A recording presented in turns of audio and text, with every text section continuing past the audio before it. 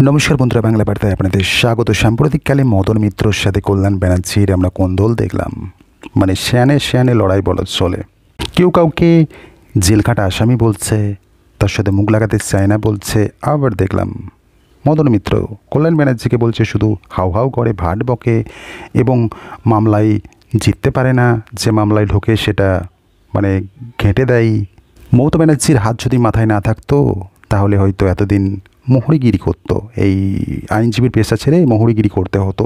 এই সমস্ত বাকযুদ্ধ চলেছিল, আমরা দেখেছিলাম তখন, এবং যার কারণে শাসক দলকে চরম থেকে চরমতম অস্বস্তিতে ফেলে দিয়েছিল বলা চলে। এবং পরবর্তীতে আমরা এটাও দেখলাম, এই যে শাসক দলের দুজন নেতা তারা একে অপরকে ফোন করে মোটামুটি মিটমাট করে নিল, সেটা পরের কথা। এবার মূল বিষয় আসা যাক। তো এই কল্যাণ ব্যানার্জি এবার একটা বিরাট দাবি করছে। কী দাবি করছেন তিনি? মানে মোদিকে যদি হারাতে হয় বা প্রতিহত করতে হয় তাহলে মমতা ছাড়া গতি নেই। এনডি জোটে মুখ হিসাবে মানে শাসক দলকেই তুলে ধরতে হবে, শাসক দলের সুপ্রিমোকেই তুলে ধরতে হবে, তবেই মানে বিজেপিকে প্রতিহত করা সম্ভব।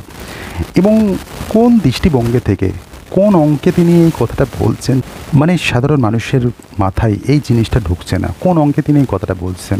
যদি রাজ্যের শাসক দলের কথা বলা হয়, এটা তো একটা আঞ্চলিক দল যেটা বাংলার বাইরে কোনো অস্তিত্ব নেই।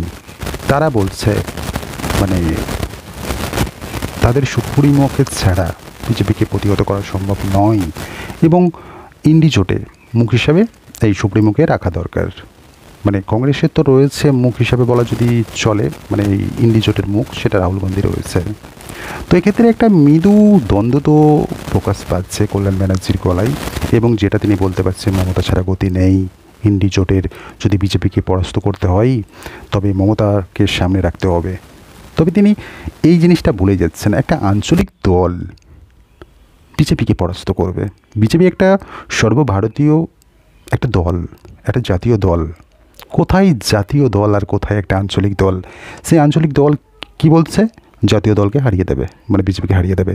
এটা কি বিশ্বাস করা সম্ভব? বা কোন অঙ্কে, কোন হিসাবে তিনি এই জিনিসটা বলতে পারছেন? তবে তার যে এই বক্তব্যের মাধ্যমে তিনি একটা জিনিস স্পষ্ট করতে চাইছেন। মানে আমরা জানি রাহুল গান্ধীর সঙ্গে শাসক দলের বনিবনা ওপরে ওপরে থাকলেও ভিতরে ভিতরে কিন্তু বনিবনা নেই। কার্যত কল্যাণ ব্যানার্জি সেরকমই একটা ইঙ্গিত দিচ্ছেন, এবং তার সব টার্গেট রাহুল গান্ধী, এটাও বোঝা যায়। মানে এই যে রাহুল গান্ধী ইন্ডি জোটের মুখ, সেই মুখের জায়গায় শাসক দলের সুপ্রিমোকে যাতে আনা হয়, সেটাই তিনি বলতে চাইছেন এবং জোর গলায় বলছেন, এটাই তার অভিপ্রায়। এবং সাম্প্রতিককালে আমরা দেখলাম যে হরিয়ানা থেকে শুরু করে মহারাষ্ট্রে ভোট হলো, এবং হরিয়ানায় যে কংগ্রেসের অধ্যত্তন, মানে যে ওভার কনফিডেন্স, সেটা কার্যত মুখ থুবড়ে পড়ল, এবং সেখানে তো আমরা দেখলাম বিজেপি জয় জয়কার হয়ে গেল। এবং সাম্প্রতিককালে যে মহারাষ্ট্রে ভোটের ফলাফল, সেখানে তুখর রেজাল্ট করলো বিজেপি। এবং সেই প্রসঙ্গটাও এই কল্যাণ ব্যানার্জি আনলেন এবং বললেন, এখানে যদি মমতা মুখ হতো হয়তো বা এই ঘটনাগুলো ঘটতো না, বিজেপি জিততে পারতো না। প্রতিহত করা সম্ভবত বিজেপিকে যদি মমতাকে মুখ করা হয়। আমরা একটা সময় দেখেছিলাম, মানে এরকম একটা স্লোগান উঠেছিল শাসক দলের অন্তরে, যে প্রধানমন্ত্রী হিসাবে বাংলার মেয়েকে চাই, এরকম একটা স্লোগান উঠেছিল। এবং এটা নিয়ে বিরোধী যে সমস্ত দল রয়েছে তারা কটাক্ষও করেছিল, কটাক্ষের শিকারও হতে হয়েছিল। এবং কোন দৃষ্টিভঙ্গি থেকে, কোন মুখে তারা এই কথাটা বলছে, এটা নিয়েও একটা সমালোচনা হয়েছিল। কোথায় একটা জাতীয় দল আর কোথায় একটা আঞ্চলিক দল? যে দলের বাংলা ছাড়া কোনো অস্তিত্ব নেই, সেই দল বলছে একটা জাতীয় দলকে হারিয়ে দেবে।